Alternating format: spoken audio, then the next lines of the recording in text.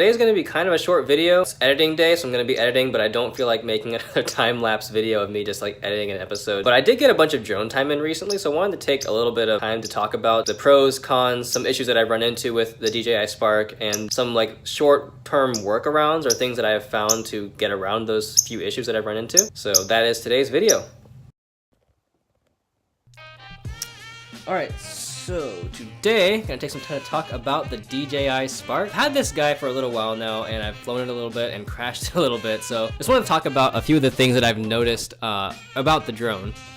And then these aren't like tips on how to fly better, maybe a little bit on like tips on how to not completely destroy your drone in the first day. But anyways, first thing, this drone is super easy to fly. I didn't know that drones normally did this. This guy did not. If you just left the controls alone, it wouldn't hover. It would just like fly, it would just go away. This guy, it would just hover in the air. Like if you're not pushing anything, any buttons or anything, it just hovers there.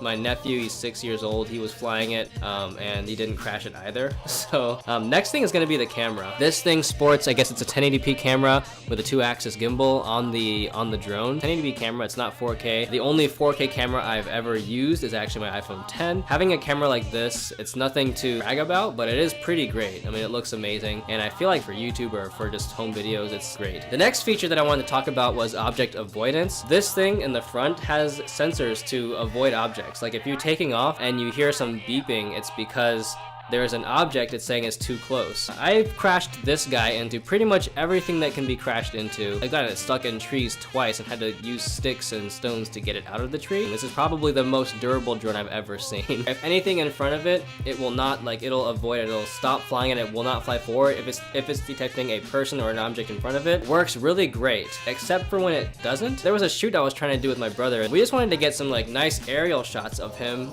or of him, like, you know, just walking through to make a trailer. But the object avoidance was going nuts, but there was nothing in front of him or around him or anywhere. Like we were flying a good 10 feet from him, but there was like, it was saying that there was an object like 1 foot in front and it would not move. Like I'd get through like half the shot and then it would just like stop in midair, and that was really annoying because I couldn't actually get the full shot. Turns out, I guess sunlight or just light in general can give this thing false positives, and that's kind of annoying. But yeah, I tried the same type of shots again today. It didn't have any issues at all, so I'm assuming probably something to do with the sunlight. And next thing to talk about is battery life.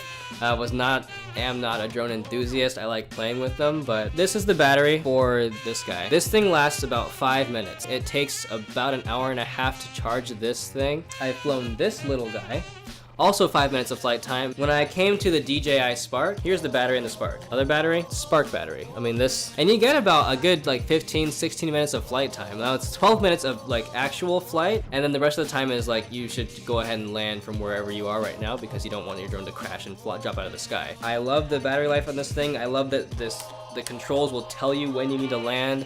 It'll begin auto landing and just auto return home when it's sensing that it's gonna die soon. I have had the drone get stuck at 160 feet a couple of times and it like disconnects. Yeah, there was this one time when the battery it flew over a building, got stuck there, battery died, landed on the building, and that's when I lost my drone. Wasn't super fun. That's a lie. It was actually pretty fun trying to get the drone back. And the last point that I wanted to talk about were the spare propellers and the propeller guards, because I did have my first, I would call it a bad crash with this drone. It was bad for me.